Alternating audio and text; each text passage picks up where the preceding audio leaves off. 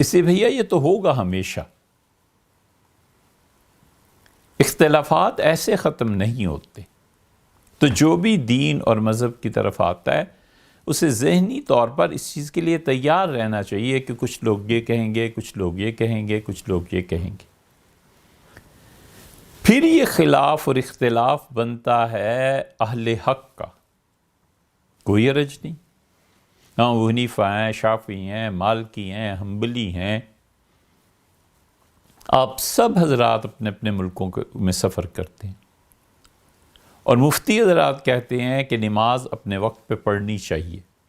ہم نے کئی مفتی حضرات سے کہا کہ دیکھیے، نماز قضا کرنے سے تو بہتر ہے کہ جمع بین الصلاتین کر لے، دو نمازیں اکٹھی پڑھ لے. ان کا نہ حنفی فقہ سے خروج ہوگا. میں نے کہا حنفی فقہ سے خروج ہوگا کہ وقت پہ نماز پڑھنی چاہیے، لیکن وہ جو قضا ہو رہی ہے نماز، حضرت اس کا گناہ زیادہ ہے، اس کی بجائے دیگر ائمہ کے اس فتوے پہ عمل کر لیا جائے کہ پلین میں بیٹھے، پلین والے نماز نہیں پڑھنے دے رہے اور عصر مغرب عشاء عصر مغرب سب ختم ہو رہی ہیں، تو اس کی بجائے ظہر کے ساتھ اگر ملا کر پڑھ لیتے عصر کو تو مغرب تک فراغت ہو جاتی. مغرب جو عشاء کے ساتھ مغرب اور عشاء ملا لیتے تو اگلی صبح تک فراغت ہو جاتی. ایک حل ہے، ہم اس کو اب بھی کہتے ہیں کہ بھیا ایسے کر لیں. نماز قضا کرنے سے بہتر ہے کہ ہم امام شافعی رحمۃ اللہ علیہ وغیرہ کے قول پہ عمل کر لیں، کوئی حرج نہیں. یہ وہ اختلافات ہیں جو اہل حق کے ہیں، اس کو بڑی وسعت ظرفی سے قبول کرنا چاہیے. گھر پہننے والے زیورات ہیں، حضور اقدس صلی اللہ علیہ وسلم عورتوں کو زیور پہننے کا عام حالات میں بھی حکم دیتے رہتے تھے. اسی لیے سے عائشہ رضی اللہ عنہ کی روایت میں آتا ہے، انہوں نے کہا کہ جب بھی عورتوں تم نماز پڑھو کوئی نہ کوئی زیور ضرور پہن لو. انگوٹھی پہن لی، کوئی لاکٹ پہن لیا، کوئی ایسی چیز چھوٹی موٹی پہن لی. حتیٰ کہ ایک عورت نے ان کے سامنے نماز پڑھی تو فرمایا کوئی چیز نہیں ہے پہننے کو، وہ پہن کے نماز پڑھو، اس سے وہ نماز افضل ہے اس نماز کی نسبت جس میں تم نے کوئی زیور نہیں پہنا. اس کا ام المومنین میرے پاس تو کچھ ہے نہیں، تو فرمایا رسی لے لو اور گلے میں ڈال کے اسے گرا لگا دو، یہ ہار کی طرح کی تمہاری ایک چیز ہو جائے گی، تو یہ پھر بھی بہتر ہے.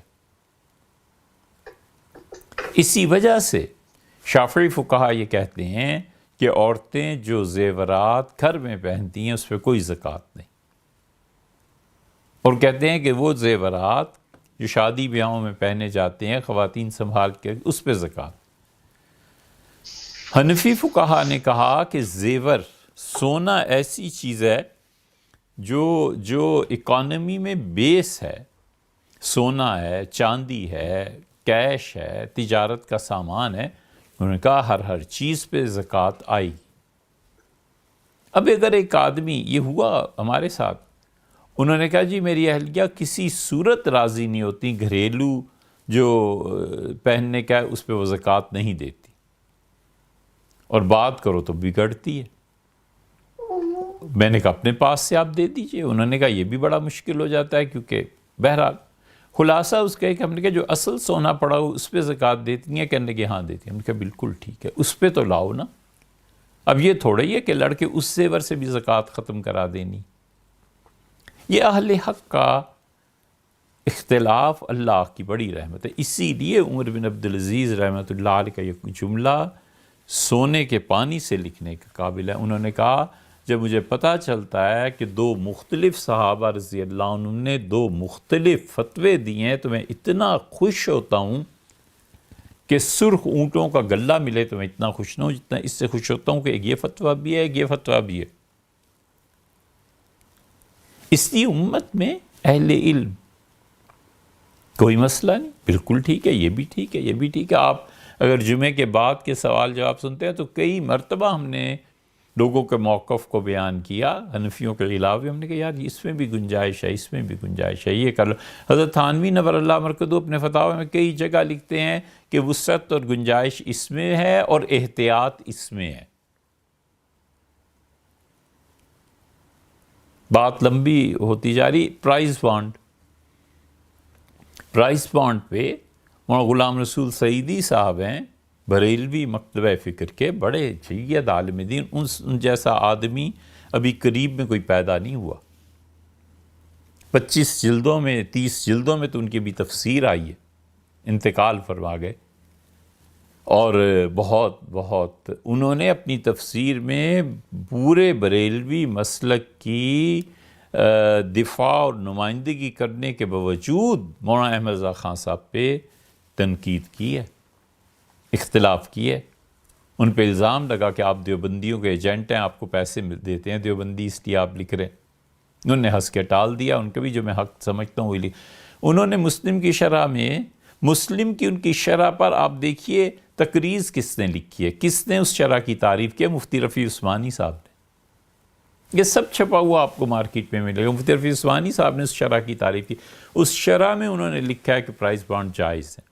اور انہوں نے مفتی رفیع عثمانی صاحب کے والد حضرت مفتی شفیع صاحب رحمۃ اللہ علیہ پہ نقد کیا ہے کہ حضرت نے جو اسے سود قرار دیا تھا اور جوا قرار دے کے پرائز بانڈ کو کہا کہ ناجائز ہے، میں نہیں اسے مانتا. نتیجہ یہ کہ ان کے مدرسے کے جو محتمم ہیں، بڑے ہیں، مفتی منیب الرحمان صاحب رویت ہلال کمیٹی کے چیئرمین، برس سے مفتی صاحب نے کہا میں تو اسی فتوے کا قائل ہوں جو ہمارے مدرسے سے دیا گیا. آپ پچھلے جمعے کو سنیں تو کسی نے پوچھا تھا، ہم نے کہا بھائی اگر ایسی اضطراری کیفیت کسی پہ طاری ہو جائے، بھیک مانگنا پڑ جائے، زندگی موت کا مسئلہ بن جائے تو اس فتوے پہ عمل کر لو. ادھر بھی علماء ہی ہیں.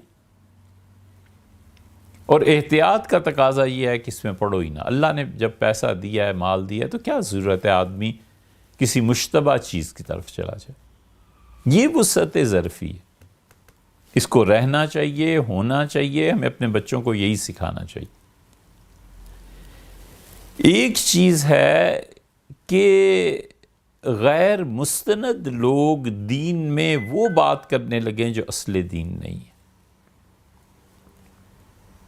خدا کی کتاب سے وہ چیزیں ثابت کرنے لگیں جو نہیں ہونی چاہیے. یا تو وہ عالم دین ہی نہیں ہے، یا ہے اور اسے اب پیر بننے کا شوق لگ گیا، تو اس کے لیے تو بڑا وقت چاہیے. وہ تو مرید چاہیے سارا دن گھیرے رہیں. یا پھر اسے مطالعے کی عادت نہیں ہے. اب جب یہ ایسی بے بنیاد بات کرے گا جو اصل میں شریعت میں نہیں ہے، تو اب آپ فرمائیں کیا موقف رکھنا چاہیے. اگر ادب اور احترام کے ساتھ کوئی ان کی تردید کرتا ہے اور کہتا ہے بھائی یہ چیز ثابت نہیں ہے، نفس مسئلہ ثابت ہی نہیں ہے، ہم شریعت کے متعلق کیا پھر اس وقت رویہ رکھے کہ چپ رہیں.